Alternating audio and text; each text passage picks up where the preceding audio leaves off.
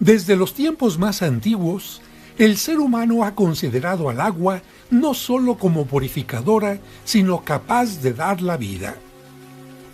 Fue por esto que Juan, el último profeta del Nuevo Testamento y el primero del Nuevo, invitaba a que quien reconociera su pecado, su arrepentimiento, su deseo de conversión y la necesidad del perdón de Dios, se introdujera a las aguas del río Jordán en señal de todo lo anterior. Por eso, como en griego, inmersión o purificación se deriva de la palabra baptisma, bautismo, a Juan se le conocía como el Bautista. Sin embargo, es importante subrayar que el bautismo de Juan era sólo la manifestación del deseo de recibir la purificación y el perdón de Dios, pero las simples aguas del río Jordán no podían otorgarlo. Es cierto que, en tiempos del profeta Eliseo, Dios concedió que la lepra del general Naamán fuera purificada al sumergirse 7 veces en el Jordán, pero para la purificación del espíritu, Dios pediría algo más a través de Jesucristo. También el río Jordán, para el pueblo elegido, había marcado el final del camino del desierto, y al cruzarlo bajo la guía de Josué, la llegada a la tierra prometida. Pero Dios nos enseñaría que la verdadera entrada a una vida mejor y al reino de los cielos se obtendría a través no de las simples aguas del Jordán, sino del agua y el Espíritu Santo. Por esta razón, Cristo, después de haber vivido 30 años en el ambiente familiar de Nazaret y continuando el oficio de su padre, quiso iniciar su vida pública, su predicación y su camino a la redención en el río Jordán, siendo bautizado por Juan. Pero surge una pregunta. ¿Acaso él tenía pecados que le hicieran mostrar su arrepentimiento y conversión?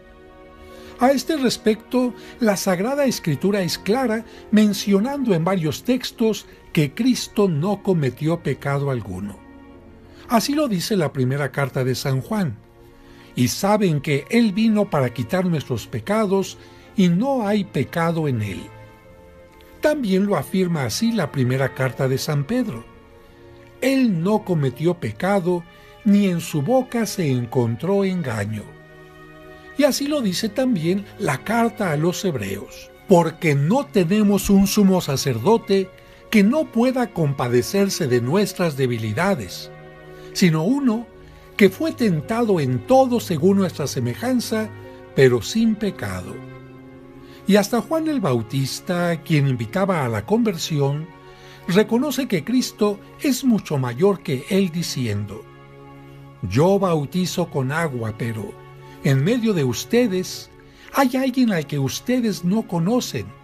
Él viene después de mí, y yo no soy digno de desatar la correa de su sandalia. Y es que en tiempo de Cristo eran los esclavos, los servidores, los que debían descalzar a su amo, y Juan reconoce que ante el Mesías es mucho menos que un esclavo. Y no solo eso, sino que anuncia que Cristo instaurará un nuevo bautismo que, más allá del agua, incluirá el fuego de purificación y los dones del Espíritu Santo. Así lo dice: yo en verdad los bautizo a ustedes con agua para arrepentimiento, pero aquel que viene detrás de mí es más poderoso que yo, a quien no soy digno de quitar las sandalias. Él los bautizará con el Espíritu Santo y con fuego.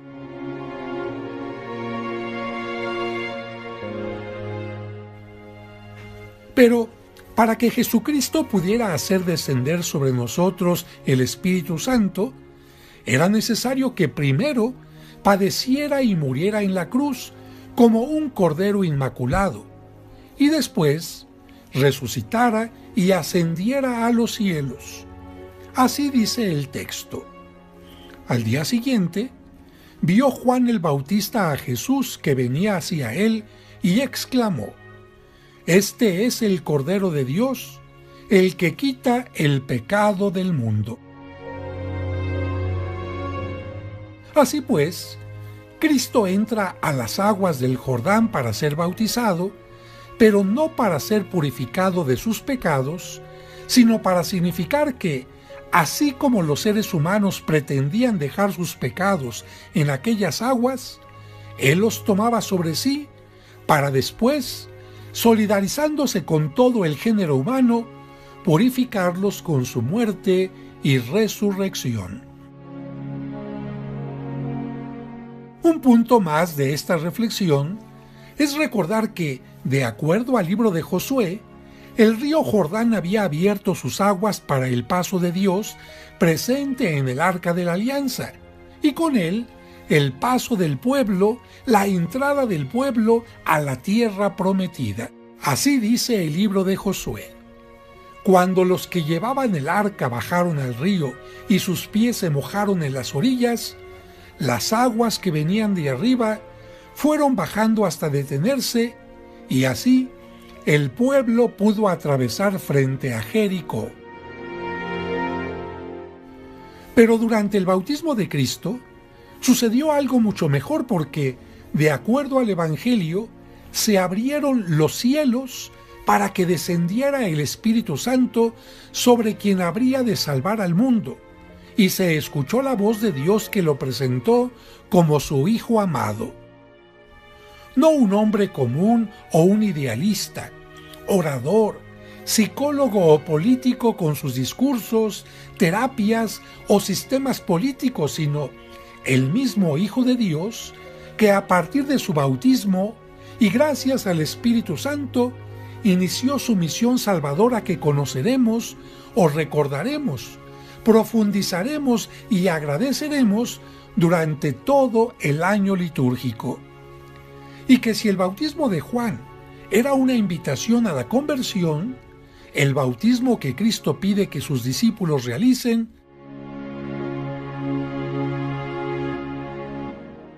es un sacramento que nos une a Él, nos hace hijos de Dios, templos del Espíritu Santo y miembros de la Iglesia. Por eso, cada Pascua renovamos nuestro compromiso bautismal, y algunos también lo renuevan en su peregrinación a Tierra Santa en el río Jordán. Pero queda claro que no fue el agua del Jordán la que purificó a Jesús, sino más bien Él, sumergiéndose en ella como parte de su misión, confiere al agua de toda fuente bautismal el poder de santificar. Así lo escucharemos de San Mateo en el año litúrgico A. Jesús llegó de Galilea al río Jordán y le pidió a Juan que lo bautizara, pero Juan se resistía diciendo: «Yo soy quien debe ser bautizado por ti, ¿y tú vienes a que yo te bautice?». Jesús le respondió: «Haz ahora lo que te digo, porque es necesario que así cumplamos todo lo que Dios quiere». Entonces Juan accedió a bautizarlo. Al salir Jesús del agua, una vez bautizado, se le abrieron los cielos y vio al Espíritu Santo de Dios que descendía sobre él en forma de paloma, y oyó una voz que decía desde el cielo: «Este es mi Hijo muy amado, en quien tengo mis complacencias».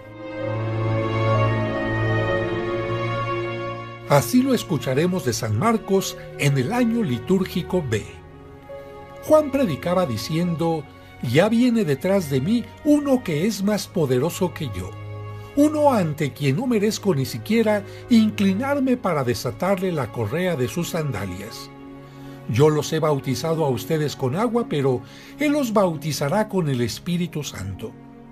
Por esos días vino Jesús desde Nazaret de Galilea y fue bautizado por Juan en el Jordán. Al salir Jesús del agua, vio que los cielos se rasgaban y que el Espíritu, en figura de paloma, descendía sobre él. Se oyó entonces una voz del cielo que decía: «Tú eres mi Hijo amado, yo tengo en ti mis complacencias». Y así lo escucharemos de San Lucas en el año litúrgico C. Como el pueblo estaba en expectación y todos pensaban que quizá Juan el Bautista era el Mesías, Juan los sacó de dudas diciéndoles: es cierto que yo bautizo con agua, pero ya viene otro más poderoso que yo, a quien no merezco desatarle las correas de sus sandalias. Él los bautizará con el Espíritu Santo y con fuego. Sucedió que entre la gente que se bautizaba, también Jesús fue bautizado. Mientras éste oraba, se abrió el cielo y el Espíritu Santo bajó sobre él en forma sensible como de una paloma. Y del cielo llegó una voz que decía: Tú eres mi Hijo, el predilecto, en ti me complazco. Es importante que, especialmente el día de la celebración litúrgica del bautismo de Cristo, agradezcamos y renovemos nuestro propio bautismo. Y si no te acuerdas, recordar el lugar y fecha en que lo recibiste, porque ese maravilloso día comenzó tu camino a la santidad y bien merecería celebrarse. ¿No lo crees?